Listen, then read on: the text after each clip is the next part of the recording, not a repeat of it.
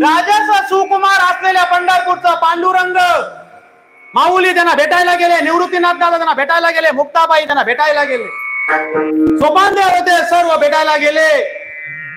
आणि एक गोष्ट लक्षात ठेवा, वारकरी संप्रदायाची स्थापना करत असताना आणि जो अभंग आपण चिंतनाकरिता निवडलेला आहे त्या अभंगाच्या 3ऱ्या चरणामध्ये उपजोन ज्ञान सांगितलं माऊलींना.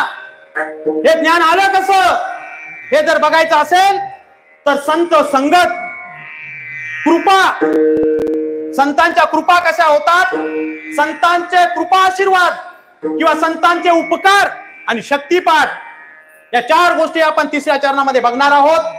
आणि माऊलींनी त्यांच्या हयातीमध्ये 8 महत्वाचे चमत्कार केले. माऊलींनी त्यांच्या हयातीमध्ये वारकरी संप्रदायाचा प्रचार करत असताना, विस्तार करत असताना अनेक चमत्कार केले, पावलाला चमत्कार केले. परंतु 8 प्रधान चमत्कार आपण पाहणार आहोत. त्यामध्ये संत संगत, बघा संत संगत किती महत्वाची आहे. माऊली वारकरी संप्रदायाचं कार्य करत असताना तत्कालीन समाजामध्ये एक चक्रधर स्वामी नावाचे गृहस्थ होते. ते शक्तिपाठ करत होते, आशीर्वाद देत होते, त्यांना रिद्धी सिद्धी प्राप्त झालेली होती. आणि या चक्रधर स्वामींना रिद्धी सिद्धी प्राप्त झालेली असल्या कारणाने महाराष्ट्रामधील मोठमोठी घराणं या चक्रधर स्वामींजवळ येत होते, त्यांचा अनुग्रह करत होते आणि श्रीमंत होत होते. आणि माऊलींजवळ कोण, तुमच्या आमच्या सारखे साधे बोले वारकरी माऊलींच्या सानिध्यामध्ये येत होते.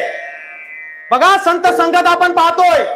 मगाशी आपण ज्ञानेश्वरीची ओवी बघितली, ते ज्ञान पैगा बरवे जरी मनी हाती आणावे तरी संत या बजावे सर्वस्वेसी. संतांजवळ काय असतं, तेथे ज्ञान आहे, तिथे सेवा आहे. आणि म्हणून माऊलींच्या सानिध्यामध्ये तुमच्या आमच्यासारखे साधे बोले वारकरी आले, त्यांच्या ज्ञानेश्वरीच्या ओव्या पाठ झाल्या.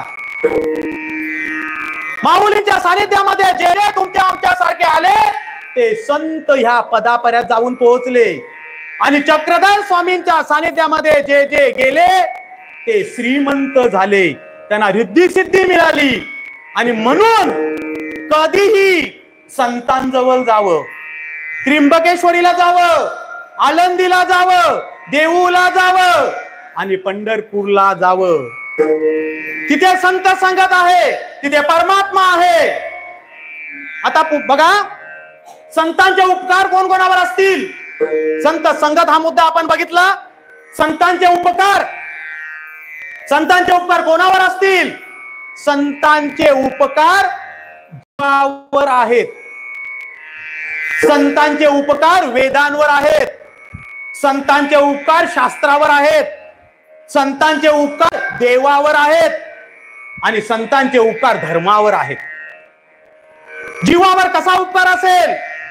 अवतार तुम्हा धराया कारण उद्धराया जन जड जीव. या जड जीवाचा उद्धार सुद्धा करण्याची ताकद संतांजवळ आहे. शास्त्र आपल्याला नाही कळत. संत अवतार घेऊन येतात आणि शास्त्र समजून सांगतात. संतांचा उपकार वेदांवर आहे. वेद आपल्याला काय माहिती. वेदांमध्ये 3 कांड, उपासना कांड, ज्ञान कांड आणि कर्मकांड हे आहेत. आपल्याला वेद बोलता सुद्धा येत नाहीत. आणि वेदांचं असलेलं ते तत्व,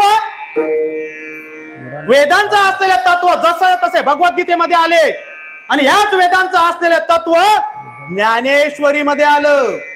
म्हणजेच माऊलींनी आपल्याला वेद समजून सांगितला आणि याच वेदांचं असलेलं ज्ञानेश्वरी मधील तत्व जसंच्या तसं गाथ्यामध्ये आलं.